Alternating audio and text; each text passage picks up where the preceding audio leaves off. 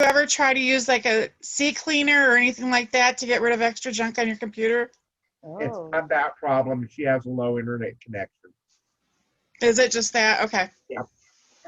yeah, we all have trouble here. Everyone in the house, like we have trouble even getting movies on the TV, but we're working on it. We are here to discuss Titanic and the City of Widows that Left Behind by Julie Cook. So did I say, so is, how do you say your great grandfather's name? William Besant? William Besant. Yeah. Besant. Yeah. Okay. Yeah. Hello, Yeah. Julie. How are you, mate? Her great grandfather was a crew member on the ship. I'll let her Oh. explain that more. And she wrote this wonderful book, which I find because I'm really drawn into the Titanic story because of the passengers, but Julie brought a whole new story in, and it's not just the passengers and their suffering, but the suffering that went on with the family members, the wives back at home and their children. So if you'd like, I'll just turn it over to you, Julie. Okay. Thank you.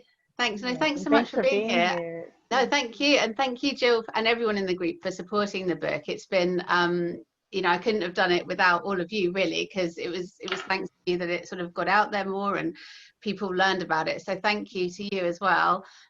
So yeah, the book began really with way back when I was really young. I was a child and I used to watch A Night to Remember, the famous film, you know, the best film, I'd say. And it was with my dad, and my dad would say, oh, your great granddad died on that ship. And I thought, well, you know, you're young, you don't really think about these things. But as I got older, I thought, well, I don't know anything about him. There's nothing in the films about him. Certainly it was always about the sort of rich and the famous, and or just conspiracy theories, or about the boat, about this or that. It never seemed to be about the crew, particularly the really lowly members of the crew, of which my grandfather was one. So that's where it came from. It came from a kind of hearing my family stories as a child, and then thinking as I got older, well, still no one's talking about it. I ought to really do something about it. And then finally I did. Yeah, well, we are very happy that you did, because it's very touching to read about, you know, what they went through and how it was just not easy. The crew members' pay stopped immediately with the sinking. So did the money then used to go right directly to the wives while the crew were at sea? Yeah, I mean, I think it depended. Some would send it back. There was a case of one Titanic member who stopped in Cherbourg before getting back on, and he went and was sort of wiring or sending some money that way home. So I think it was like that. But although my great grandmother, from what I hear, would be given money to sort of live on until he came back again. So I think it was sort of very hand to mouth, particularly because they were stokers. I guess if you were sort of higher up, you had a more regular and higher income, so you didn't worry so much about these things. But it was a very hand to mouth existence, I know that. And obviously they lived in a rented house, a sort of 2 up, 2 down, but it only had, I think, 2 bedrooms, but there were 5 children. So I think, you know, they weren't in a very poor area of Southampton. There were worse areas, as I found in my research, where most of the stokers lived was actually an area called Northern Chapel, which was right down by the docks by the sea. My great grandfather lived slightly further out, actually, which was strange. It was unusual for a stoker to live there. I don't know how they managed to live there or why they lived in a slightly nicer area, but they did. And yeah, but it was still a very hand-to-mouth life. Stokers, he was 40, so he was an older stoker, really. I mean, he wasn't sort of in his prime necessarily anymore, but he'd been doing it for years. He'd worked on Oceanic and various other big liners of the day. So he was sort of a veteran, really, at the furnace, really. That was his job, and quite literally their bread and butter. So she was a wife, obviously, in those days. That's what you were. You were a stay-at-home mum, living very much on his very meager earnings and having to feed these 5 children. I can't even imagine. How many years do you know? How was he a stoker? He was a stoker from. He started out as a farmhand. So when they first met, they both actually came from an agricultural area called Ealing, which is about, you know, a couple of miles outside of Southampton centre. And they both worked as farmhands. And there's still a lot of fields and things in that area.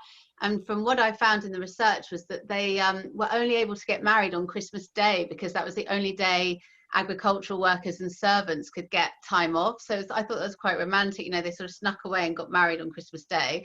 Wow. Yeah, and he then became a stoker in his late 20s, from what I deduced. Before that, he worked at the docks area. He worked on coal transportation ships as well. So he worked for the Union Castle Line before working for sort of better liners. But he'd to be able to do it for, I think, even a year was, after researching what stokers went through and how hard a job it was, physically and mentally. You know, you had to be, I don't know how they did it. I don't know how they did their shifts. They were so dehydrated. They had to take salt tablets because of the dehydration from the, 50-degree centigrade heat in a boiler room. It was, I think, a kind of hell to be a stoker. So I think to have to do that and keep doing that and then think, I've got to support my children and my wife. And, I think she went through hell, but I think he must have felt a lot of pressure as well during a very difficult time, because there'd been a coal strike that year. Nobody was really in work. There was a lot of unemployment in Southampton.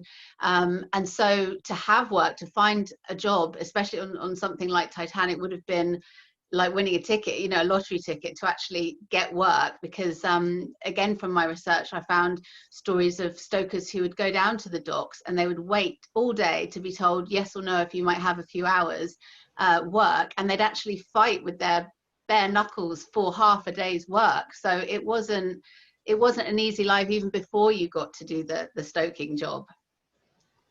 Julie, Yeah. I'm listening to you, and I first of all, I salute you. Because as you said, most of what we know about the passengers are the rich people, the famous people, the Strausses, the Guggenheims, and so on. And it's very difficult to dig up information about the more simpler passengers and crew, if it's steerage or the crew members, especially if they're the ones that didn't survive, but also the ones that did survive. I know that there isn't so much information available for the public.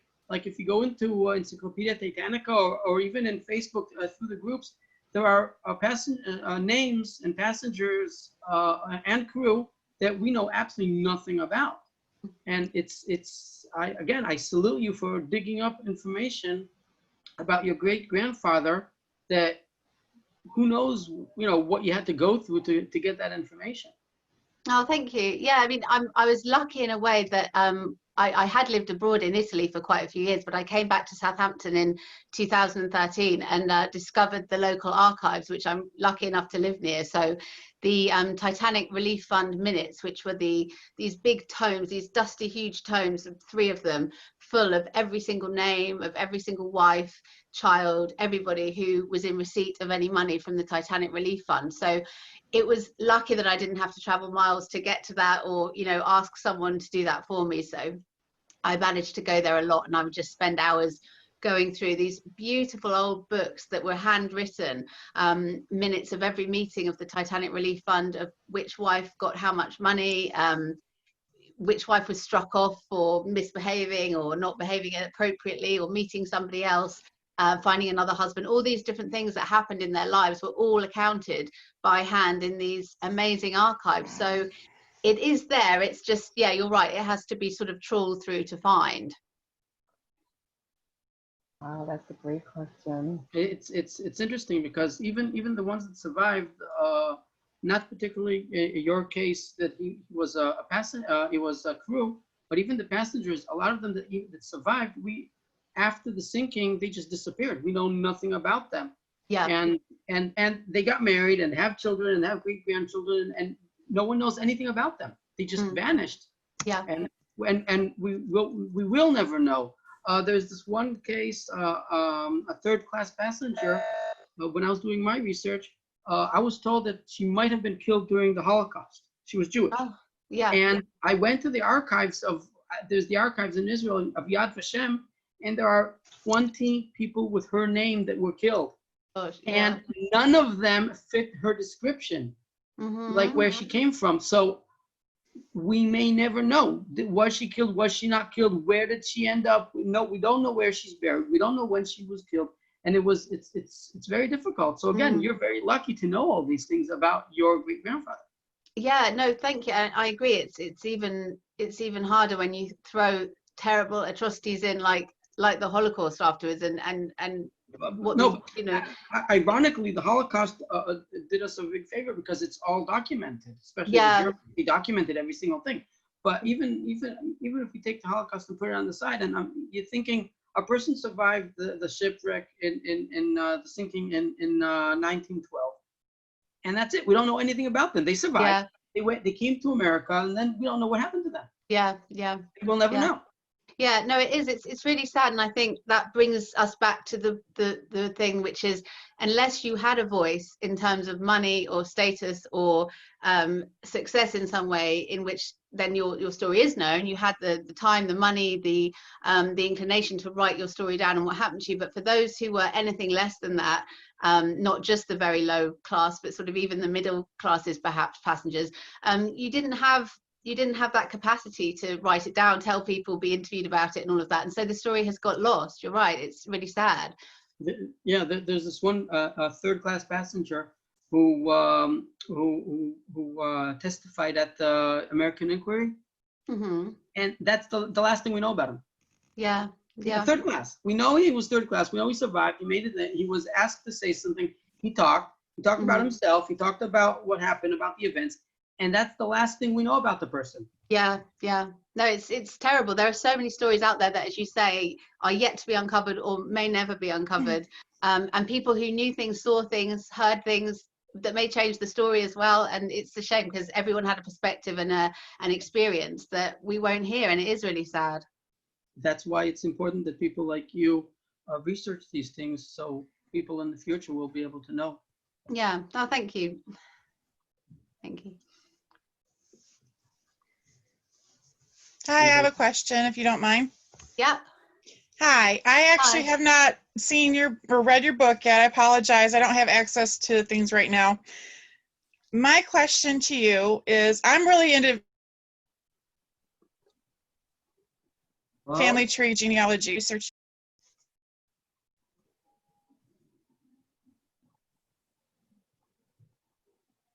Freezing up, Mary. Oh, yeah. Lost. I Mary, we lost don't that. hear you. Hi, did you hear me? No, sorry, it all No. went. Oh, I'm sorry. My question is, when you were researching your book, did you do any family genealogy work or family tree work? I'm really into that stuff, so I didn't know if that was part of your research or what got you into it, or... Yeah, I did actually. I did. It does lure you down that path, obviously, because I was doing it for the book, but then I began to ask more and more questions and try and go down that. Yeah. I actually ended up. My sister got me for Christmas one of those DNA tests you can do to find out your ancestry. Yes.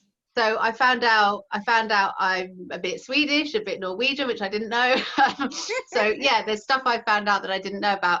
But in terms of my great grandfather's side, yes, I did try and go back, but here in the documents I could find, because they were so sort of working class and poor and he was illegitimate, I know my great grandfather was born out of wedlock. It was really hard to then go any further back, really, to his father's side of things, because yeah, so he actually took his mother's name. Besant was his mother's name, not his father's name.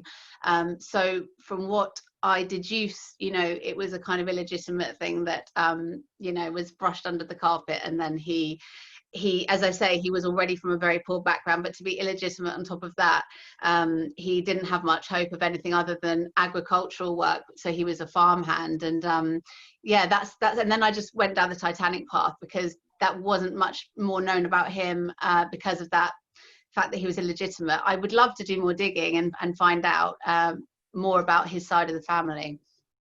If you do need some help, I'm really good at it. So. Oh yeah, thank you. Yeah, that'd be great. George Behe's. I did George Behe's family tree for his birthday. Oh and wow. found out a lot of stuff. And I've gone back to kings and queens and things like that in mine. I actually had a two-part question though. Oh yeah. When they knew Titanic had sunk, and in Southampton, there's one of the videos that shows a map with all the red dots of all the people that lost families. Yeah. There was also a comment that people waited at the White Star Line to find out if they had lost someone and there was duplicate names of people and people were listed wrong. Did you run into that when you were doing your research?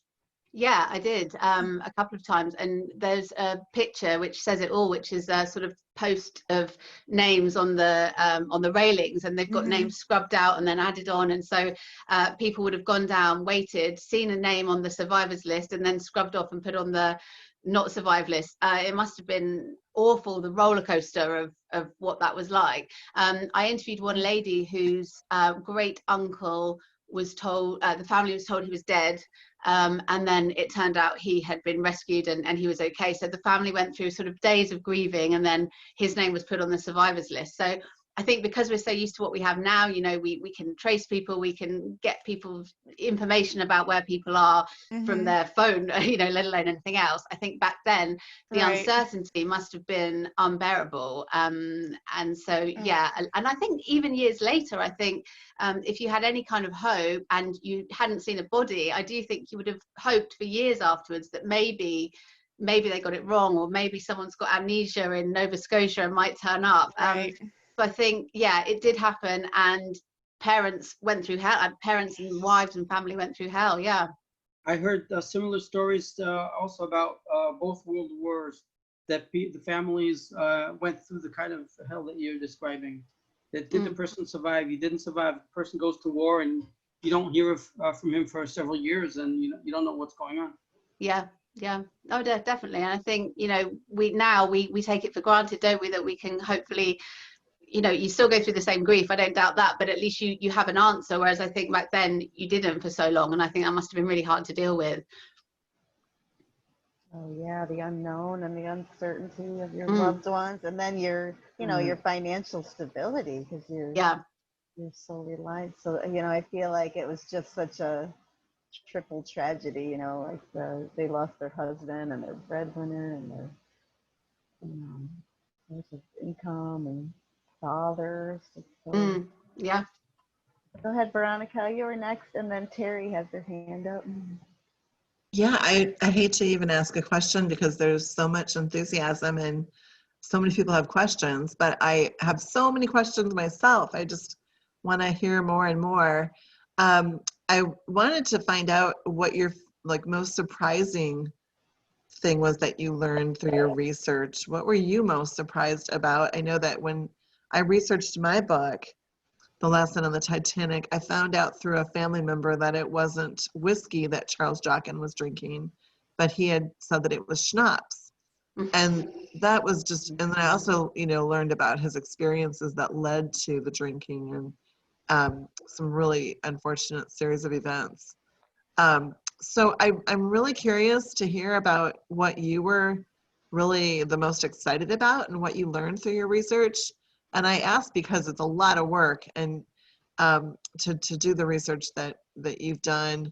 And thank you for your book because it's just a wonderful angle at looking at the disaster and such an important one. So yeah. Yeah, in terms of what would surprise me, I think what surprised me, there was a couple of things, but one of them was that I had no idea when I started that the wives were sent to a recovery home, a recuperation home in a city called Worthing, which is, just down the south coast towards the east in England. And they were sent there by the Titanic Relief Fund to recover. And I had no idea this had happened. So there was this home set aside. It was called the Doling Home because this Reverend Doling had set it up for sort of lost and wayward women. And these wives were sent there to recover, to have a rest, to talk about it, to just have a rest away from the humdrum of daily life. So I had no idea that kind of thing existed back then. It was a sort of tiny element of kindness, I think, in my research, in what the rest of it was quite horrendous how they were treated, I feel. So the fact that they were sent to this recovery home, I would love, if I was a fiction writer, which I'm not, but if I was, I would love to write something about that, what it was like in the recovery home for the women sent for 2 weeks, 3 weeks, and how they got to know each other and all the losses they'd had. So that really surprised me. And I think the other thing was just some of the individual tragedies and how sad they were when you kind of zoom in on them. So there was a woman who was pregnant when her husband went away. She was called Eleanor Early. She was 3 or 4 months pregnant when her husband no, sorry, she was 5 months pregnant when he went, and then he died, sorry, and then a few months later she gave birth, and she died in childbirth. So that baby was completely orphaned in the same year by, you know, both parents.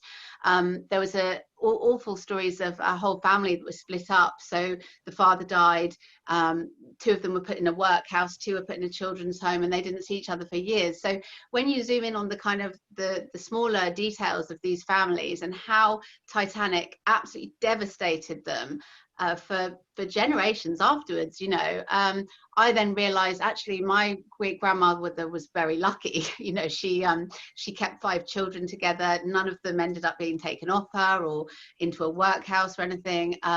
She had some kind of innate ability to kind of make and find money, which I wish I had myself. You know, she got a little equivalent of a taxi service going. You know, she bought a charabanc, you know, and took people on outings. So she turned her head quite quickly to, I've got to survive, I've got to look after my children, which again, I didn't know about her until I researched it, and I found that really quite inspiring. So yeah, loads of different things, but I hope that answers it. I've waffled, but there you go. Oh, it does. I fell in love with Southampton through my research. I featured several restaurants and bars there, and like the White Star Tavern. I'm sure you're Yep. familiar with that. Yes. I just want to go there so badly now. So through your book, I can get a little closer at least. So, somebody asked a question in the chat box about my book. Thanks for asking. I'll just answer real quick. My book is called, they asked what's the name of it. It's The Last Night on the Titanic, Unsinkable Drinking, Dining, and Style. And sorry to bring that up. I didn't want to interject that, but I wanted to connect with you about the passion that we share in this. Yes. No, great. Okay. Now I need to get your book. Yeah, and we're having Veronica on tomorrow at noon Eastern time if you want to join us. Oh, okay, yeah, no, I'll come along. Just doing a little cooking. All right, Terry, it's your turn. Okay. Well, I was the one that asked about Veronica's book, so I'm sorry. I'm sorry. I didn't mean to distract. Hey, don't worry. No, it's fine. Hey, how you doing, Julie? Hi, I'm well, Terry. How are you? Good. Good. First I want to say that your book changed my life. I'm Thank you. making a big effort to not worry about little things. I realize how much of a struggle your Oh, great-grandmother thank went you. through. That's amazing to hear. Thank you. My question is, I don't mean to go slightly off topic, but as everybody knows, September 35th anniversary of the discovery of the wreck. And I want to know, as your great-grandfather passed away on the wreck, I want to know how did you feel when they found the wreck, and did you want it found, and why or why? Oh, sorry, I missed the last bit. She said, how did you feel when they found the wreck? Found the wreck? Oh, go ahead. I want to know, how did you?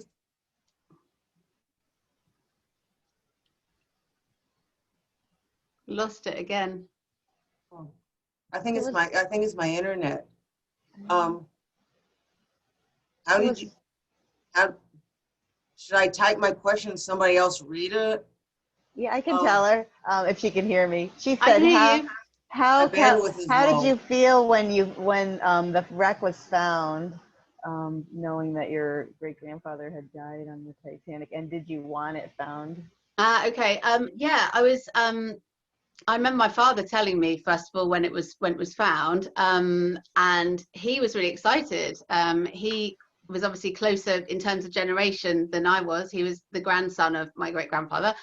He was really excited by it. He wanted it to be found. He was fascinated by it, would have loved to have gone down there and see it all. I was sort of ambivalent, at that point. And then as I sort of got older, I thought, it is amazing that it's found. I think it is amazing that we can see artifacts from there. On the other hand, I do veer towards the fact that it is a resting place for lots of people. We still don't know where my grandfather is, whether he's down there, whether he was picked up and just not identified, or, you know, there are so many unknown. about where people were when it sank and all of that. But I'm pretty sure he's probably down there with it.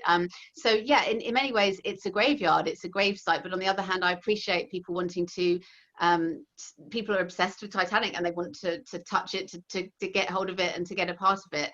So I think it's exciting that it was found. I think if it hadn't been found, it would, I don't know, would the myth have carried on even more? I'm not quite sure. I think finding it made it more tangible for people. So yeah, I don't really have a very strong anti opinion against people going to visit it or whatever. I just think a lot of it is about making money. That's the only thing. And I think it is a resting place for a lot of people. So yeah, that's my take on it. Thank you. Thanks, Terry. I just wanted to make it, Gino wrote in the comments here, I think Julie is a stoker herself, digging through all those names, feeding her research. It's really difficult. Yeah, finding thank you. Yeah. specific details. That's Yeah, you've got to have that stoker mentality of push on through, definitely. Yeah. Can you tell people exactly what a stoker does? Did you research, and what were their hours kind of like? Yeah, and their yeah, of sleep course. and off time? Yeah, That'd be yeah. So a interesting. stoker, there were the coal trimmers, there were the greasers, and there were the stokers. And the stokers were literally the guys at the furnace with the shovel, picking up the coal, shoveling into the furnace, and stoking the furnace, hence the name stoker. But the other name for them was firemen. So some people call them firemen, some people call them stokers. So that was his job. On the Titanic, they did 4 hours on, 8 hours off. So they'd have 8 hours to rest and eat and recuperate and then go back down for 4 hours. But those 4 hours were non-stop in 50-degree centigrade heat. I don't know what that, I know you do Fahrenheit in America, don't you? So I'm probably, Yeah. 50-degree centigrade. It's Yeah. okay what you're using. Yeah, and it would have been incredibly hard work. It would have been, you had to be mentally tough, I think, to work among people like that, because the stokers were renowned for being hard drinking, hard fighting, hard, swearing. They weren't, they probably weren't the nicest bunch to be a part of. I think they had to be like that to survive. There were tales I've read in research of people disappearing in boiler rooms, being sort of after a fight fed into the furnace. There's things like that. So they were not, you didn't want to cross the stokers. But they were, of course, also the lowest on the ship, so they were very badly paid. And they were described as skeletons when they got off the ship, because they were so exhausted. They'd lost so much weight from losing salt, being dehydrated. So they would have died young anyway, I'd imagine, just from the hardship of doing that job. It was a very hard job. You had to be physically fit, obviously, to shovel for 4 hours solid in that heat, with no break. But I also think mentally, to be able to do that and then get on another ship, I don't know, I don't think I could do it. Had you ever seen, what was it, Saving the Titanic? Was that about the engineers and the stokers? Yes, I did see that in the end. Yeah, and it's really telling what they went through. And I think the engineers who stayed down there and kept it going, not one of them survived, as you know, the engineers. They were true heroes. They kept the lights on, they kept it going till the very end, knowing that they would die. I think that's really heroic, and I really think the word heroes is appropriate about the engineers, because they knew they were going down and they kept going. Some firemen got away, as you know, not a lot, but some did, because of their shifts. So some were already going down to their shift and they were told to go back up and man the lifeboats and row, because they were, big built, sturdy, and could do that kind of thing. So they were used as kind of to help with the rescue mission. So those who survived were used to help get off, but then they spent the rest of their lives feeling terribly guilty, or made to feel guilty about it, because they weren't the heroes like the engineers. Do you think, sorry that I'm intruding, do you think No, that, jump in. what you see on Titanic movies, like A Night to Remember, the 1997 movie, and other movies, are the stokers portrayed accurately in terms of what they did on the ship, and in terms of their behavior, their way of speech, how many of them survived in comparison to what you know in reality? No, I don't think they've been portrayed very well in films. I think they're either not portrayed or they're portrayed so briefly and in such a sort of superficial way that I don't think you'd have any idea. I certainly didn't until I started researching. I had no idea what a tough job it was, physically and mentally, as I've described, but also their sense of camaraderie together, but also that even the officers apparently would need to take another officer down with them to go and face the stokers because they were so afraid to go down to the stokers. You know, they were below them, but they were like wild animals. You know, you just wouldn't want to cross them or tell them off on your own. So that is interesting to me as a descendant of one of those people, thinking, well, what was he like? You know, what would he have been like? But also, yeah, I think they haven't been portrayed in any way really as to what it was like, but also before going on the ship, so how they had to fight for work, how they had to go down to the docks every other day and queue hoping they'd get a few hours or a few days on a ship. So they had to be the way they were because it was fight and survive. You know, I think it was a very tough life for them. Okay, and let's jump ahead 100 years. Doing your research, did you ever consider finding out if there's any place on the planet where people actually still do those kind of jobs, and to go and see them do it or practice doing it, like in working in furnaces? Gosh, I imagine somewhere it must exist in something similar, but no, I haven't. And I think you're right. I think to see it happen or to have a go at it, to experience doing it, yeah, maybe not 4 hours straight, but to yeah, experience the heat and the yeah, I think yeah, you're right. I think to do that would be incredible. There's at the Titanic Museum in Southampton, there's a little kind of furnace more for sort of kids to have a go at and stuff, you know, just shows you what it would have been like. And I think if you could do that on a bigger scale and have a go, I think, gosh, yeah, it would really bring it home to you, because it's all very well for me to describe how it was, but there's no way I can imagine how it was for those men. I know that on Titanic it wasn't as bad as other ships because she was new, and she was apparently, I'm not very technical, but she was apparently a better place to work in terms of being a stoker. It was easier, I think, than certainly other ships he would have been on. But I still think what their idea of easy was compared to ours would have been very different. I still think it would have been a really, really hard slog. Meanwhile, everybody else is in sort of first class or second class having a nice time, you know. Yeah, and I can imagine the resentment you feel when you read about, you know, people. Yeah. And then how old was your dad when Titanic went down, and does he remember your father? I think I remember you saying there was not any photographs of your great grandfather anywhere. Yeah, there's one photo of my great grandfather which I had in the book. I must have missed that. Yeah, it's in, where is it? One photo, I've got it here. You can't really see, but he's in a locket on the first page of photos. He's in, that's the only photo that exists of him. It's really grainy. Right. I forgot about that. That's okay. And my aunt has that. That's in her possession.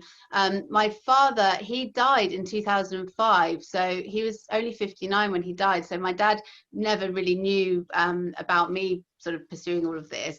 But he was a big Titanic fan. And he was very angry that the stokers weren't talked about or remembered. And he knew a lot more from his mother telling him, because his mother was 6 when her dad died on Titanic. She died when I was 3. So again, I couldn't ask her personally how it was. But she used to tell him that her mother wouldn't talk about it. She just was a very hard woman. On every anniversary, she would go to the local paper and put a note in for him and in memoriam, but she wouldn't sit and cry or talk about it, or there weren't sort of pictures or anything. It was just, yeah, I think like most women, then you had to get on with it. And there's a photo of her in the book as well, where she looks very stern. She's only in her late 30s or very early 40s. And you can just see she's just this very hard sort of surviving woman. You know, I think you had to be to go through that. So yeah, it was hard because my father had gone, so I couldn't ask him. But thankfully his sister, my aunt, she's 88 now. She's still around, very very good at remembering things, and she was really helpful with my research. That was nice. Really, really appreciate all the work that you did because now there was something in there I can't recall. I was taking notes. I couldn't find them about the kids. They had trouble at school. If there was something Yeah, suffering yeah, for the kids. yeah. No, the children. There was one school in particular where the headmistress or the teacher said, "Who here has lost someone on Titanic?" And every single child put their hand up. Every Oh, single child God. in the school had lost either a father, an older brother, an uncle, somebody. And there was a lovely picture. I didn't actually include it in the book, but a picture I found of a little girl whose father had died on Titanic, and a school in London had sent sort of some money down, and they bought her a doll, and they presented her this doll in the playground, and she'd lost her dad, and it's just really sad, you know, really, really sad. I'd often leave the archive sort of, you know, with my tissue because really, really sad individual stories. So yeah, I think. And now I can't remember the question. There I was, can't remember. were they were I thought there was some negativity when they went back to school. Oh yeah, yeah. I mean, I think a lot of them. Well, first of all, many of them didn't have shoes or boots Oh, for that's school right. because their fathers had to pawn. Often their uniforms were pawned on a Friday. Or anything they would wear and picked up on the Monday. So they'd literally put this children's boots and school clothes into the pawn shop on the Friday to have enough money for some food Oh, and then go and pick it up on the Monday. So a lot of the children would go to school without boots. So after Titanic sank, there was a lot of charitable help from the Salvation Army and other sort of and churches and things to provide these children with, you know, boots, basics just to get to school. But then once the Titanic Relief Fund kicked in, although I do berate it a bit in the book because it was quite judgmental, it actually did give a lot of the children a step up that they wouldn't have had otherwise. So they were put on apprenticeships that they wouldn't have had access to. That some were sent to some not private schools in terms of what we think of as private, but they'd be sent for an education that was paid for. So in many ways it did do them good. But yeah, initially there was still a great deal of poverty, no boots, you know, it's just awful. now wasn't there someone that promised to help your dad's family? Maybe I'm confused, and offered to help just one of the children. Is that Yeah, something? that's Yeah. this is the big mystery to me that I wish I knew the answer to. They just picked one out of the Yeah. 5 and said, Yeah. I'll help you." I know it's a mystery. Again, I just don't know if this is true. My aunt and family told me growing up that one day there was a knock at my great-grandmother's door after he had died, and it was a rich gentleman saying, "Your husband helped me on the boat and I want to send one of your children to private school." Wow. And he picked the eldest girl because the eldest boy, he was already in work. He was 15, 16 when his dad died, and he was an errand boy and he had a job. But the oldest girl, they offered to send her to private school, and she turned it down. She said, "I don't want to go." That's all I know of the story, literally that. I tried in the archives, but then of course, because she didn't go to the school, there's no school records. There's absolutely no record of who this guy was, whether my great granddad helped him. To this day, I don't know.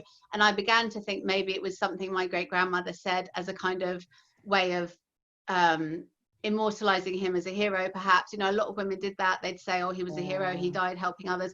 I don't know. I'd like to think something like that happened, but I have absolutely no corroboration whatsoever. All I know is she didn't take the chance to go to the private school. I know, and I found myself wishing that he just said, "Well, I'm going to make a contribution to the family equal Yeah. to the value," instead of just walking off like, I know. "Okay, you're not going to take me up on it. Bye." Because I was like, Yeah. wait, you had some money. Yeah, no, I agree. It would have been nice. I have Mary had question. her hand up, and then Yep. Terry.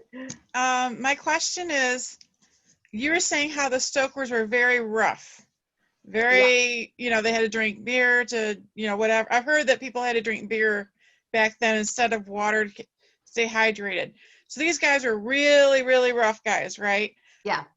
Did they bring that home with them? Was there a lot of evidence of alcoholism? Was there a lot of evidence of child abuse, spousal abuse, anything that you found that in your research?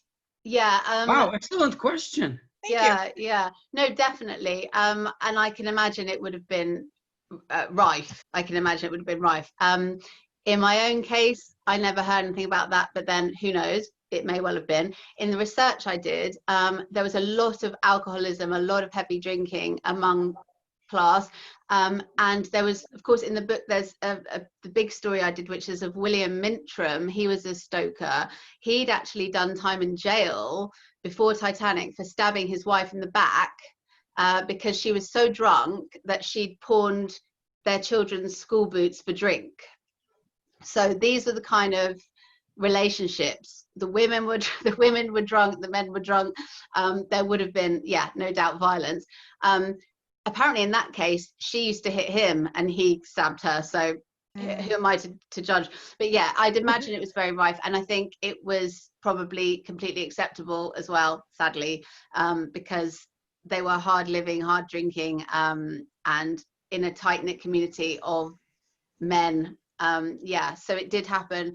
The murder that I read about, William Mintram, actually was released from prison quite soon afterwards because the judge actually said your wife drove you to it. So he went on Titanic, but he actually died on the Titanic. So that's, if a judge saw it that way, you know, I think it tells a lot about how domestic violence was seen at the time. Steve Hall just wrote in and said there was no drinking during the voyage. So was that drinking like after when they? Yeah. Apparently they'd all roll off the boat and go straight to the Grapes, the pub, the Grapes, you know, that you know of in Southampton. Get roaringly drunk, have massive. I think there was something I read. It was they'd get roaringly drunk, have a massive fight, and then they'd all roll home. So they were just, you know, always. Get it I out can't of the imagine system kind of thing. Yeah, I can't imagine what it would have been like to live with a stoker. It can't have been a very pleasant experience. They must have been very strong. I mean, gosh. Yeah. I imagine their physical size and strength would have been quite big. But again, for the time, I don't know how tall people were back then. I've seen that they're shorter all around, but it must have been a stocky build to even handle losing all the water and then having to do the salt and having to do it with your kidneys and your liver and everything like that, and then all the drinking and well, that would have been major.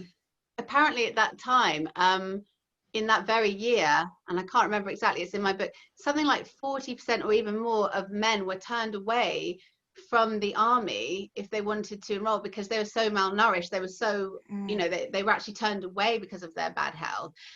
So being malnourished was kind of normal as well in the working classes. So for them, as you say, to then go and do that that job, you would have had to almost have superhuman strength to even to be able to cope with it. Yeah.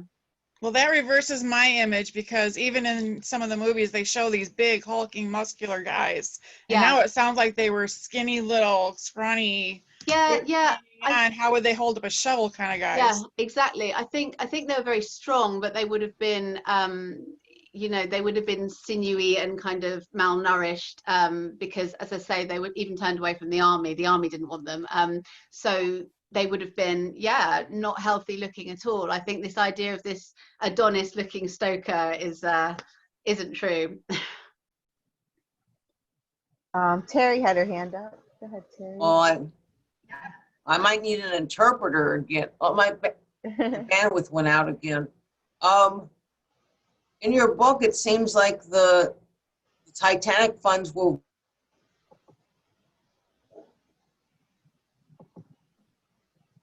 Oh, you might need to type it in the chat if you want. I did. Oh.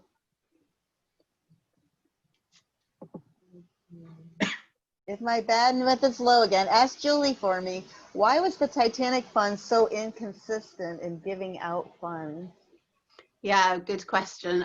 That's one of the things I found the most absurd in my research was that this massive fund, which varied nowadays with inflation would have been 37 million or something, was collected from around the world, and yet it was still given in class systems. So the poorer people, like my great grandmother, were in class G, which was at the very bottom, and they were the wives of the stokers and the trimmers, and they were given hardly anything. I mean, it was a few shillings and pence a week, and I really resented. They got more than the band, didn't they? Pardon? They got more than the band. Yeah, true. And I think basically how it was, I think they were judged because they were women, obviously, because of the time. I think it was a really difficult time anyway, because women's suffrage was sort of reaching a fever pitch. You had the women chaining themselves to railings for the vote. That was all happening at the same time as contemporary to this. So I think the powers that be were still trying to keep women very firmly in their place and say, well, look, you will be given this amount of money per week, but you have to behave yourself. So women were made to feel that they had to keep house, they had to behave a certain way, and women who didn't were struck off. So there are cases in my book of women who turned to alcohol, perhaps because they were grieving, who weren't given any support. They were just struck off the list and told to go to a house for inebriates and come back when you're sorted out, come back when you're sober. There were women who, if they met somebody else, they had to keep it quiet because otherwise they were struck off the list.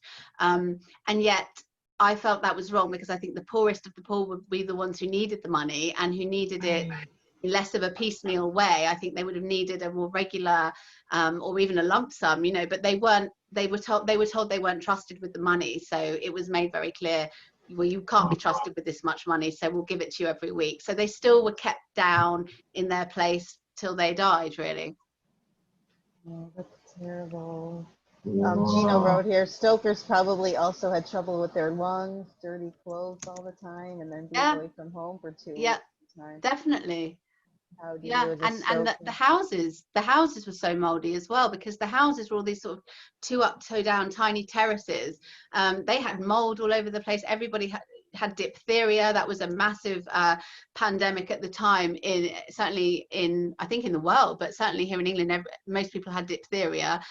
There were children with coughs, colds all the time. My own great grandmother remembered her my aunt remembered her mother saying that she and the other children had been in bed coughing up God knows what because of being so ill. So it was just a hideous time to be poor anyway. So I think you're right, Gina. I think coming back from the Titanic wasn't coming home and getting warm and changed. It was sort of coming back to another kind of hellish existence, really. Yeah, because they didn't even have, you know, proper toilet systems back then. You know, so a lot of, you know, excuse the French, but a lot of pissing would take place in the street. You know, so I mean, that was literally what it was. Like, you know, an outhouse was sometimes in the house, you know, maybe in a bucket or whatever the case may be, you know. And of course, you don't get to be home all that much because you're out on the sea all the time. So when you do come home, you know, your wife's nagging at you, you know, why are you gone all the time? You know, so, you know, I mean, all that kind of stuff, you know, must happen. So it must be arguments. They must have been really tough, kind of guys. And, you know, I think contrary to what we believe, you know, our minds, we imagining the stokers in all this like white, you know, outfits and stuff, you know, and they're all cleaned up and nicely shaven and stuff. I think number one, they had bad teeth. They must have had like, you know, bad hygiene back then. Yes. Even as a first-class passenger, you're taking a bath once a week if you're lucky. You know, because you got all these fragrances, you know. It's a really interesting time. I think, you know, to be a stoker back then, I mean, you're gonna be dirty. You're gonna have holes in your shoes and your socks and all that stuff. I don't think that all like the movies portray them to be these clean-cut guys, you know, working all the time, you know, and it's easy and all that. You know, I think it's really backbreaking, hard work being a stoker. And I'm just glad I'm doing what I'm doing and not doing what they did. Definitely. I think, I don't know anyone who would want to do that for even half an hour, let alone a lifetime or in 4-hour sessions. No, it must have been hell.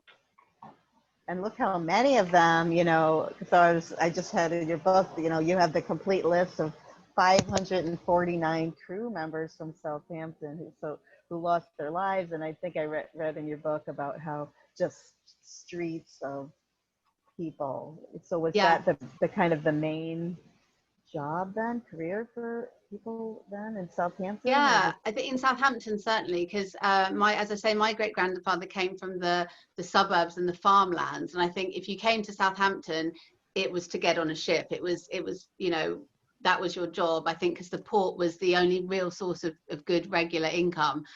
So they would have come to Southampton to get that kind of work.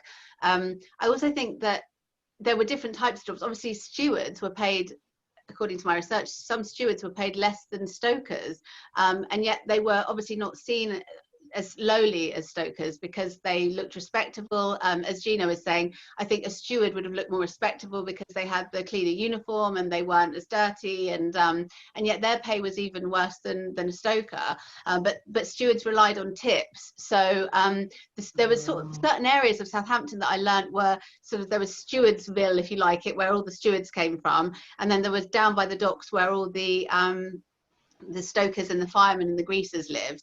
But for some strange reason I haven't worked out, my great grandfather lived more where the stewards lived, so I'm not quite sure why he wasn't with all the other stokers. Don't know. He could have inherited the house from his family.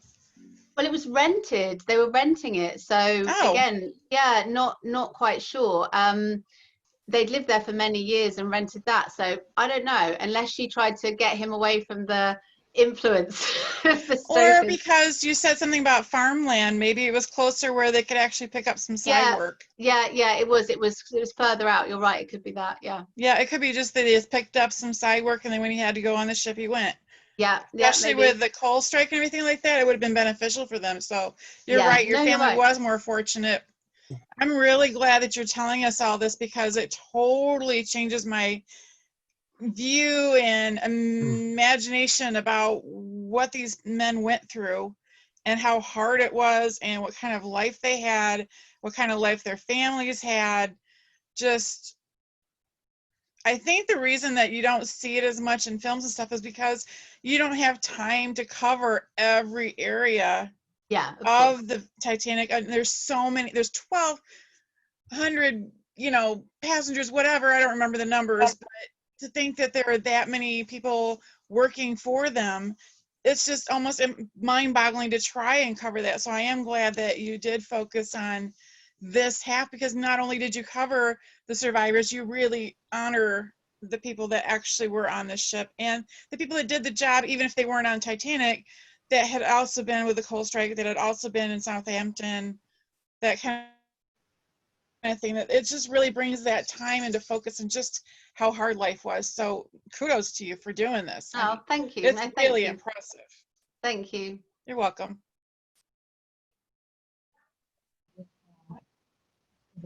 Yeah. It's just about 11 Eastern. I wasn't sure how much. Julie, I thought I'd check in and see if you wanted us to wrap up or if you had a little I'm more fine. time. I mean, I can do another half hour if you want, but if you guys are done, then I'm fine too. It's fine. Yeah. Okay. Well, I did want to ask if you found strength. I know I find a lot of strength in the Titanic survivors themselves, but then I never really thought until your book about these other surviving, women. Did you find strength from your great grandmother? And what did you learn from her? Do you think you've carried any lessons into your life after hearing about? Yeah, oh, definitely. Because growing up, all I knew was that she had to take laundry in. So I was told that the minute he died, because the wages stopped the minute the ship sank, your pay stopped. So you knew you weren't going to get anything else from your husband's wage packet. So she immediately started taking in laundry from the street. So I found that really moving, that while she doesn't know where William is, she doesn't know if he's dead or alive, she's still taking in laundry from the street. And as you know, laundry then wasn't sort of putting it in your washer dryer. It was sort of scrubbing over a big hot vat of water and, scalding your hands and then putting it over a mangle and all these things you had to do to wash. So to do that for her 5 children and the street while you're thinking, is William going to come home? Is he dead? Is he alive? I thought that was, I was in awe of how she coped. And then I think afterwards how she sort of turned it around and she sort of found the strength to find other work. So she got her son to drive a charabanc and take people on outings. A few years later, she got a sweet shop. So I think I was really impressed by how she coped, despite not having any money, any income at all. She sort of put herself to work, and in a time when it was difficult for working class women with children to work. I think if you were a working class woman without children in a house or something, but for a woman with children, there weren't very many options for her. So I think the fact that she did manage to find some work I was really impressed by. Did you find any private donors besides all these organized funds and things like that? Did you run across anybody, like you said about the offer for private school for one of your great-grandfather's kids? Did you find any more of that private donation going on, or was there just not records of it? Yeah, no, there were records. I'll admit I didn't go into it as much as looking at just at the relief fund in general, because it would have been really time consuming. But there were churches, organizations like the Salvation Army, individuals, particularly religious organizations and things that did help certain people. There were local companies as well, local shipbuilders companies who would take on young boys as apprentices and give them an apprenticeship for free. Local schools who let people in and waived fees for a bit. So there was a lot of camaraderie locally, I think, in businesses and schools and churches to give these children more of a chance. But again, it was the luck of the draw. It really depended if you were lucky or not. There were others who were given donations of a bicycle to get to school, little things like that. And so, yeah, I think there was a lot of kindness. It was just lucky or not. It depended who you were and if you just got that stroke of luck. Okay. Oh, and I have a quick question for you, Julie. In Hi. the days of the Titanic, there were a lot of third-class passengers, like many from Sweden and Norway, Finland, came over in third class. Of course, they were in very modest accommodations when they got to England, and then they boarded in Southampton. Of course, if they were going to stay overnight in Southampton, they weren't going to stay at the Hilton or even something like, we would think of Best Western, but would just have overnight stays. Were those places sort of similar to what some of the stokers and others on the crew lived in? I'm just, like I said, I'm coming from Sweden. I've got just a pack of things. I just need a bed. Put me in we'd think of a hostel sort of situation. Yeah. Be very modest too, and similar buildings. Yeah, I believe a lot of them stayed in hostels. There was the Seamen's Institute, which I believe, I hope I'm not wrong, I believe some individual single male passengers were also allowed to stay in. I'm not quite sure, if I'm honest, about passengers in third class where they stayed, because I focused on the crew. But yeah, I would imagine it wouldn't have been nice housing. Who knows, even if they had a place to sleep the night before. I really don't know, actually. All right, it's a good question. Yeah, I would think it would be very modest thing. It's like, yeah, we can put you in a back room overnight. Yeah, like lodgings or something, or lodging somewhere. Yeah, I'd imagine. Okay. Sorry, I didn't know that I was off mute. So I didn't know if maybe I was laughing a little bit loud earlier on. I just quickly wanted to fall in with something very interesting that I found. Julie, just, thanks. You've been, so kind as to helping me with, some stuff behind the scenes of, my book and stuff that I've been doing. And also Veronica, also George B. here, I've been reaching out to a lot of people, but in the research time frame, something interesting came up. I was standing around and I was thinking, how am I going to do this? I'm not going to do this because I've got to cite things, I've got to source things, I've got to mention where things come from. You can't just say anything. And this all came about because of Isidore and Ida Strauss and their story, about being on the deck. And as I was writing it into the book, I was like, where did I get this? Like other people are obviously going to ask the same things, or she go from, citing that to citing other things. And eventually I was standing in this little office of mine, and I was looking at my bookshelf, and I realized that about 2 or 3 years ago, I bought a reprint newspaper from the New York Tribune off the street. Somebody peddled it to me, and I actually overpaid like 4 times the price that was written on the front, because we just don't have things like this in South Africa. But anyway, off topic, just if I might, in one of the back articles, it just goes to show that it wasn't all Titanic in 1912. The New York Tribune, yes, it ran the story on the front cover, ran it on the second page. It just spoke about Captain Smith and spoke about, all these other people who were involved in the Titanic disaster. And then on, say, page 9, for instance, there's this whole article, a whole story, actually entitled "Loses Fat, Wins Fortune."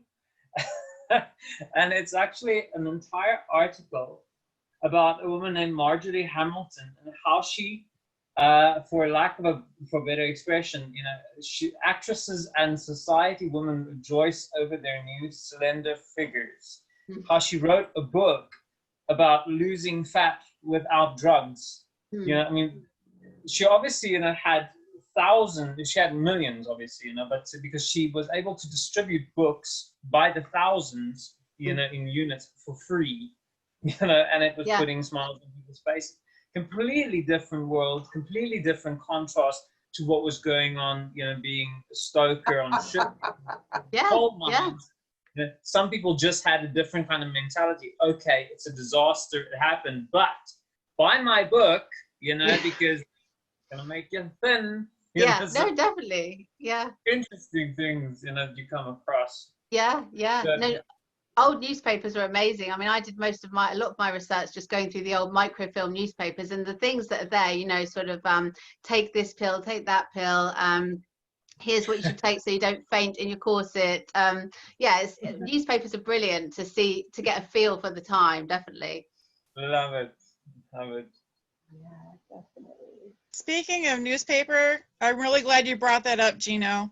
Did you find in your newspaper research that it was fairly accurate as far as the coverage of anyone nearby? Like, did they run local stories in Southampton? Oh, yeah, Did they have a lot of stories about the everyday person, or were they just discussing the ship and the first class passengers? I mean, what was your experience with that? Yeah, first of all, the newspapers were a massive source of research for the book, definitely. I spent hours looking at them. And yeah, locally, it was really heavily reported, as you can imagine. A lot of it initially was on the big famous names on board, and then who was donating money and the various services for the dead. You didn't hear a lot about the women or the working class or the children in the papers. I barely found anything in the newspapers on that. So the local news was more on lists of the dead, memorial services, and then all the notes people would leave each year to the dead. It talked about the mayor of Southampton who got together with the mayor of London to start the Titanic Relief Fund.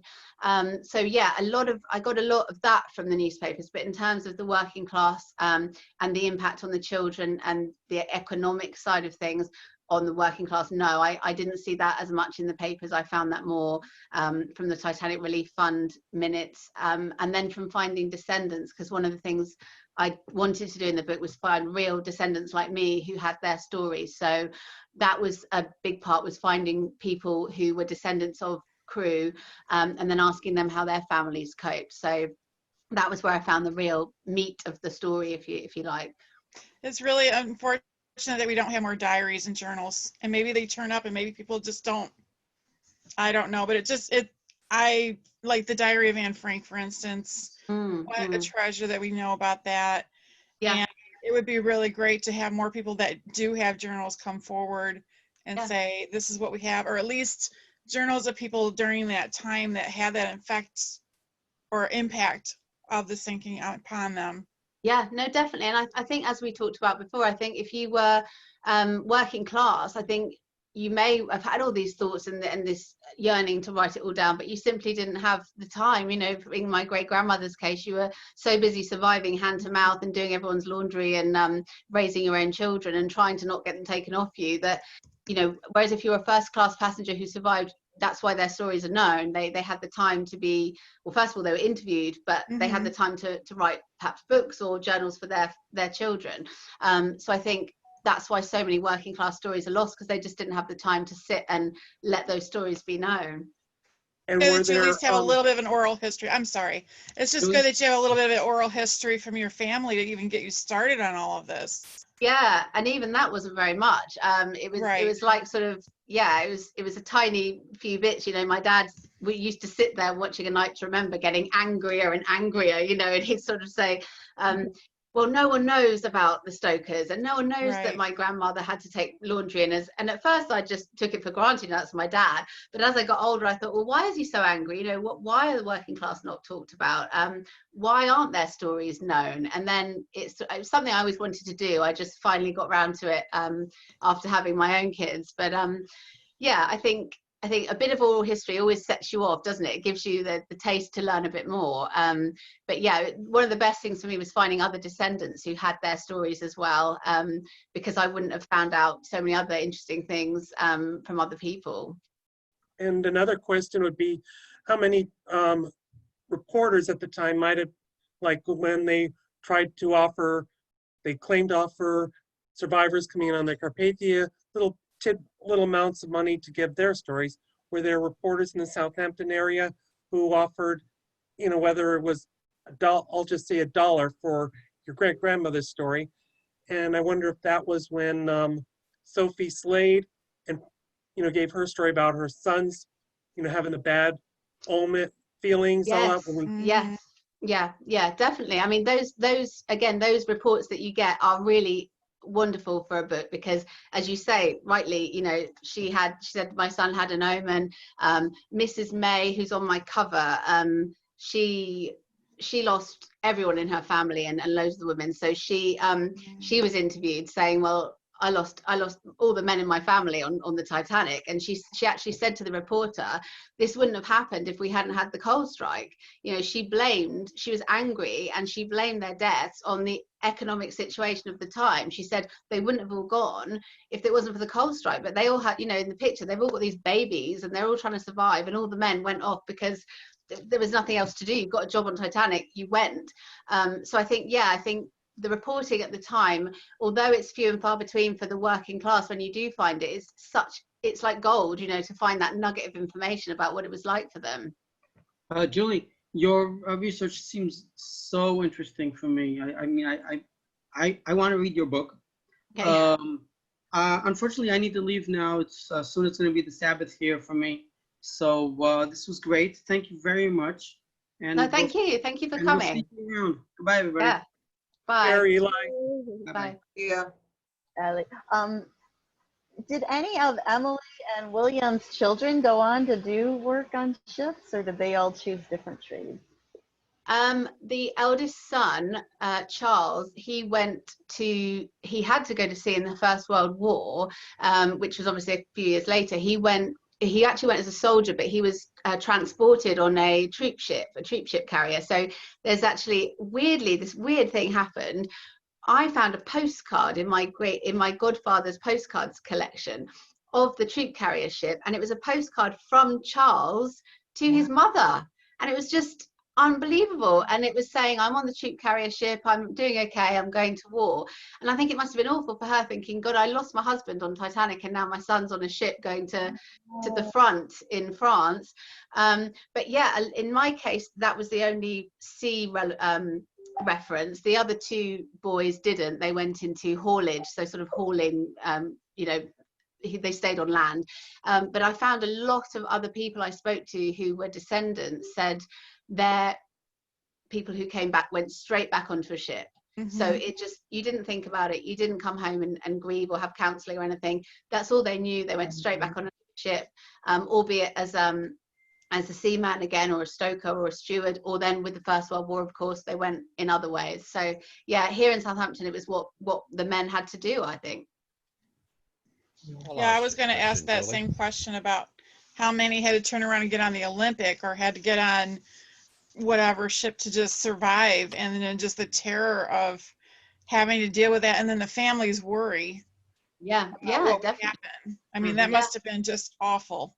Yeah. And I think, you know, just even living in Southampton and then seeing the ships come and go as we still do here, you know, during non-corona times, I think to see those great liners come and go must have still been really haunting for years to come, particularly for mothers who'd lost husbands and then their sons went off to sea. And was that amplified a little more when Cunard moved a lot of their ships to go to Southampton instead of Liverpool, so there was more traffic in and out of the harbor? Yeah, I mean, Southampton after that became what was called the gateway to the world, didn't it? It sort of, lots more came down instead of, as you rightly say, from Liverpool, everything went through Southampton. It was in the First World War and the Second World War, it was the #1 port for everything going in the war as well. So, you know, after seeing everything that happened with Titanic, they then saw all the troops come through Southampton, and then, as you say, all the liners come through Southampton. So it became an incredibly busy port. And I suppose in those days it was all you did. It was the local way of life. It was what people did. They had no other skills. So I assume if you wanted to survive, you had to get back on a ship, whether you had post-traumatic stress or not. And then to add to that, as you said, it was a major port, major form of commerce, the gateway. So of course it also became a target, especially in World War II, because I know the original Musicians Memorial was destroyed during the bombings.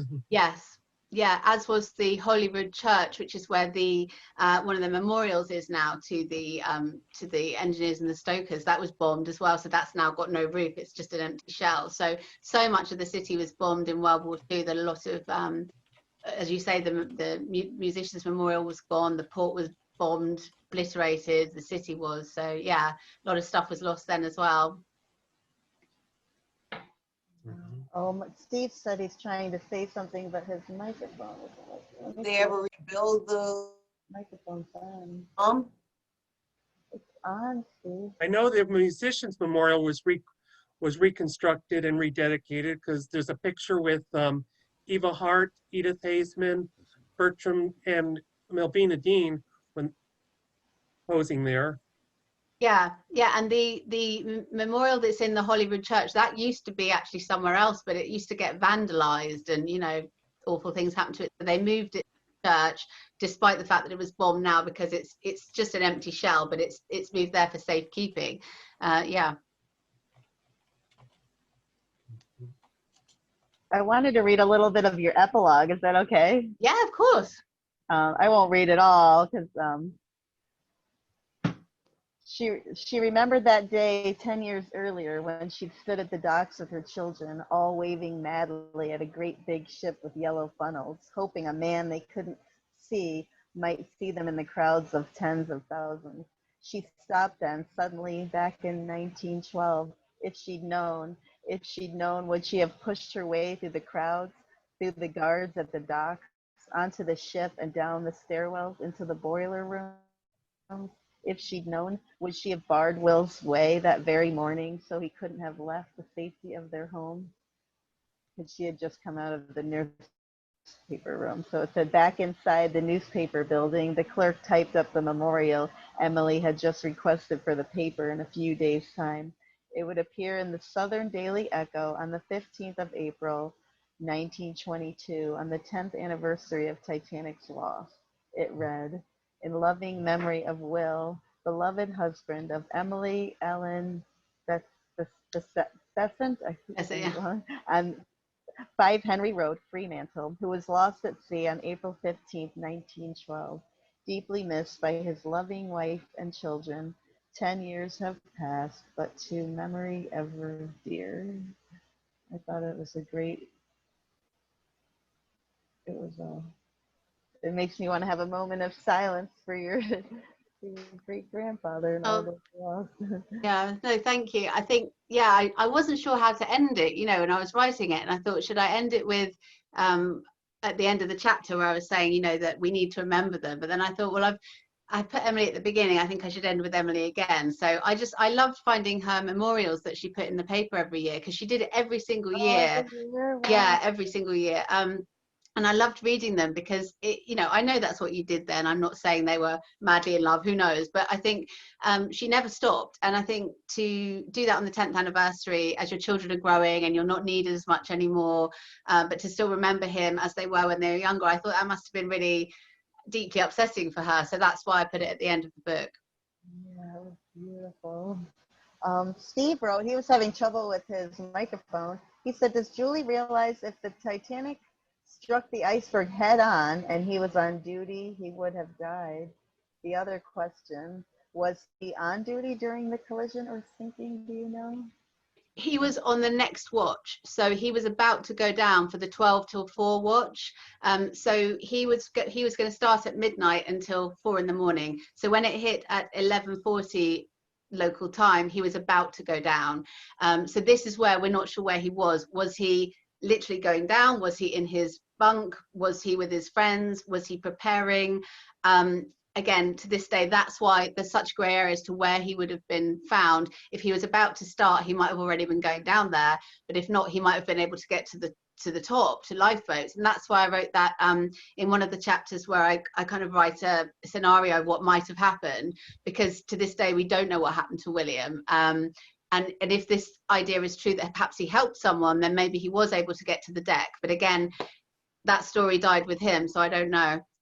So is it possible some of those people on the 12 to 4 watch, even though the collision occurred, they may have decided, hey, we need to help out, because there were stories of stokers going cold till the last moment. So people down below. Yeah. Easily, he could have been down there with some of his crewmen, and of course they wouldn't have made it out.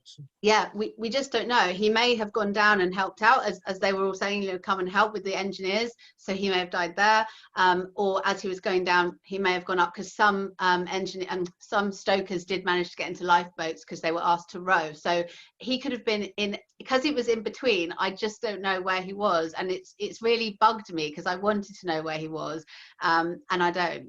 So yeah. Steve Hall here wrote, he would have been in the mess room under Foxhole. I don't know how to say that word. Foxhole. Steve's an author also. I'm not sure if you've read any of his books.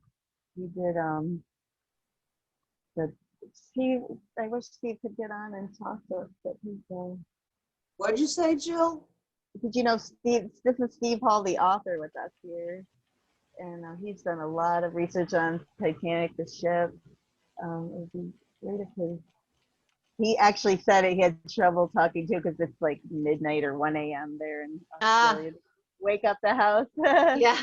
He said it would have taken 10 minutes to get down there. Depends on what boiler room he was rostered to work. Yeah, that's the thing. I think exactly. It's there are people who've researched that element far more than me, who would have known perhaps where he would have been. But it's one of those mysteries, to this day. I don't know if he lies at the bottom of the ocean with the ship, or if he managed to get up a listing stairwell somewhere in the chaos. I don't know. Yeah, that's so interesting. Like I might. It'll be fun to have just a whole research author chat where people could talk. Yeah. Amazing how many famous people are in here. Go ahead, Gina. I know, we do. Go ahead, Gina. Anyway, so it's interesting, like in our terminology, in our mindset, we see the Titanic sinking over and over and over and over again. Like boiler room number 6 keeps flooding over and over again in our mindset. But in 1912, that only happened once. When the room's full of water, it's full of water, it's gone, it's flooded, it's gone. But for us, in our imagination, that room is dry when we want it to be dry, and it's absolutely wet when we feel it should be, when we're thinking about a different sequence in a different part of the ship sinking. And I mean, it's interesting to think, like, where would these people have been if you have no idea, because there's absolutely no record of them. So absolutely terrible not knowing as well, because you don't know what they were feeling, what they were thinking. I think every person who was on the Titanic must have been caught off guard or by surprise with this incident happening. Like, I'm pretty sure there were a couple of people who went walking around on the decks going, I told you this was going to happen, must have been. I saw this coming, Yes, yeah, true. There is usually someone. Oh, sorry, but go some ahead. of that you have to take with a grain of salt, because there's always the people who later say, I knew this was going to happen. I had this awful feeling. No, unless we were in there, we wouldn't know. But right. True, there was probably some people who caught off guard, or some even say Captain Smith, something like this never happened to him. And it's like, oh my God, what do I do now? Yeah. Mm-hmm. I think you go into such shock. And I think, like, especially like all those people who got into lifeboats early on, they were lucky to be able to get into lifeboats. Didn't know what was happening. I think you're floating out on the ocean safe in a lifeboat, watching this catastrophe happen in front of your very eyes. No. You must be going like, you know, I don't know, how did I get into a boat? How am I so lucky? And then those people left on the deck of the Titanic, they must have gone, I was so stupid not to get into one of those boats. Now what? You know, like when that realization kicks in that you're gonna die, you know, and there's no way out. I mean, you can try to survive, you really can, but I mean, there's only so much you can do before nature takes its course. You know? Of course, like I always watch in James Cameron's movie when the ship is up on end and everybody's, you know, falling to their death on the stern.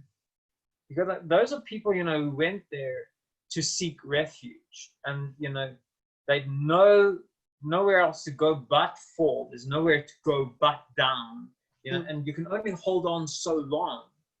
I think when a person is about to die, I think there's so many things that go through your mind. It's explosive. I think your life flashes before your very eyes. Like it must, you know, you think all these things, and you know, you shoulda, woulda, coulda, you know, and I think that, like in Captain Smith's case, particularly in Thomas Andrews's case, people who knew there was no way out. I think you just kind of, I think there must be some sort of calmness that comes over you, and you just take it gracefully as good as you can, because you've been preparing your entire life to die. Yeah, no, definitely. I think, yeah, as you say, you have no idea how you'd think until you're in that moment. And I think that's probably what is so interesting about Titanic, was because it sank slower than most other sea tragedies we know of. People had the time to have those thoughts, and we have the time to say, well, what would we do in that situation, because there were those hours to make decisions and to think and to reflect. Whereas in a much quicker tragedy, you don't have that time. It's you're alive 1 minute, you're dead the next. And I think you're right. That's why tragedy, this is so compelling, because we can put ourselves into those people's minds and think, what would we do? Which you wouldn't in a quicker tragedy. So I think, yeah, definitely. We can think. Steve wrote here that he would have made it to the deck, Julie. It was. Yeah, no, I just saw that. Thank you, Steve. Yeah, because I've always, in my head, I've always had a feeling he got to the deck, because I wanted to believe the story that my family told me, which is that he was there, he was going to get in a lifeboat with the other guys from his watch, and something stopped him. That's the family story. Yeah, so you read, if he wasn't on duty, he would be below. I need to check the roster times for stokers. Oh, wow, that would be interesting. Okay. If rostered for those boiler rooms, blood just after the collision, he would not have gone below. Oh, he has roster times for stokers. Oh, brilliant. Okay, we'll have to chat. So you guys have some homework. Yeah. Great. Julie, do you mind if I jump in here? No, please. After hearing all of this and realizing that they would not be able to stoke the boilers after they stopped the ship when they hit the iceberg, it does sound like some stokers were on deck when they were loading lifeboats, because some were asked to row. Yeah, exactly. So I do believe that with any comfort this might offer, that he did make it to the deck, and he might have been helping people get on the lifeboats. Yeah. You know what I'm saying? And I don't think that he was in the rear end of the ship or anything like that. It sounds to me like he was one of those people that was like, as soon as this happened and they stopped the ship, what can I do? And whoever the foreman, crewman person was said, just go up above and see if you can help. And they were asked to help row. And I don't know if you found out how many stokers actually survived or not, but I do believe that he was very heroic in the situation, that he would have tried to get up to help people, not to save himself, but just to help people. Yeah, and no, thank you. Yeah, that would have been the situation, and he wouldn't have been trying to get ahead of women and children. He would have been very, you know, at that moment, using whatever strength he had and the adrenaline rush as well, to maybe get lifeboats on or the collapsibles down or something like that. So if that gives you any kind of peace, I hope it does. Oh, thank you. Yeah. I mean, I think that's the family story, certainly, that someone knocked on the door a few weeks later and said, he helped me. I mean, how this person would have known where to go or anything, again, I don't know. But that's the story that our great grandmother told. So maybe that did happen. Yeah, we never know, because he could have said, you know, if you make it to Southampton, please see my wife at this location. The person could have committed memory. The other thing with the Stokers is I remember Ruth Becker's story when she was in Lifeboat 13, and she had originally went to get some blankets for her mom and her siblings, but they were put off in Lifeboat 11, and was launched before Ruth got in. So she's in the next boat, and next thing it's like, well, you got these Stokers in there, but you know, they were wearing, as she described it, sleeveless shirts, shorts and all that, cut off pants, because you know, it was so hot down there. Now they're in the North Atlantic freezing, and it's like, we better cover these guys up. So there were some were able to get in just to help rowing and help with rowing. Yeah. Mm-hmm. Well, I would think he must have remembered his name for him to go to the house. Yeah, exactly. I do think there's some truth in it. It's just it's so frustrating, because everybody who would have remembered that is long gone. And I did ask if there was anywhere I could find that reference, and because the offer wasn't taken up, I think if the offer had been taken up, I'd know, but because she turned it down, yeah, it's a shame. I'd like to hope he said, well, here's some cash. Exactly. I know. And Well, maybe maybe someone will read your book and come forward. You never know. Yeah, That would be nice. I mean, it could very well happen. Yeah, there could be a descendant from that person, you know, who picks up and says, that sounds like my grandfather. Yeah, that would be amazing. There's always those stories about, I know there was a story about where somebody, you know, this was back in '82, someone in a plane crash, he was letting like others get saved first, and then he died. And his family said that was what this man was like, you know, very selfless. Yeah, maybe. Yeah. Oh, another question besides Sophie Case Slade, you know, with the story of her 3 sons staying too long at the Grapes, were there other parents and family members who then came forward with stories about their family members, whether it was just, they were just, nope, we got enough people already, or, you know, they were late and then got turned away and said, well, thank God our family was not on board. And then did some of those families at least try a little ways, even if it just had to be 50 cents to help contribute? Yeah, I think, I mean, there were people who I found in my research who said that their families had bad feeling about not going, or they were meant to go then didn't. There was one chap who had a job and he didn't go at the last minute as a steward. He had a bad feeling, again, a bad feeling we can say afterwards, can't we?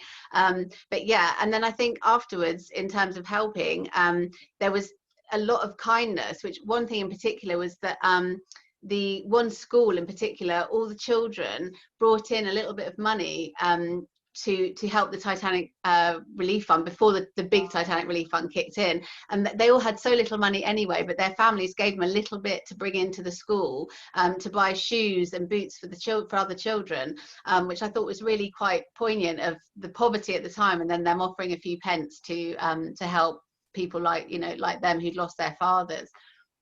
I love the hearts of children. They're so generous.